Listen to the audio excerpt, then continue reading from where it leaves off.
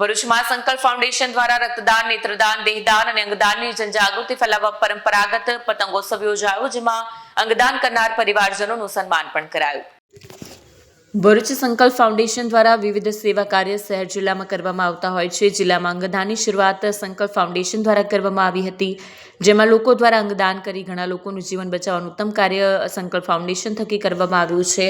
અત્યાર સુધી સંસ્થાએ 1225 ચક્ષુદાન, 20 દેહદાન, 20 જેટલા અંગોના દાન અને 4 બ્રેન ડેથ વ્યક્તિઓ દ્વારા 400થી વધુ પરિવારોને સાધન સહાય પણ કરવામાં આવી છે. સંકલ્પ ફાઉન્ડેશન સમાજમાં રક્તદાન, નેત્રદાન, દેહદાન, અંગદાન પ્રત્યે લોકોમાં જનજાગૃતિ આવે તે હેતુથી દર વર્ષે પતંગોત્સવની ઉજવણી કરતો હોય છે અને દેહદાન અંગે અંગદાન કરનારા પરિવારજનોનું સન્માન પણ કરે છે.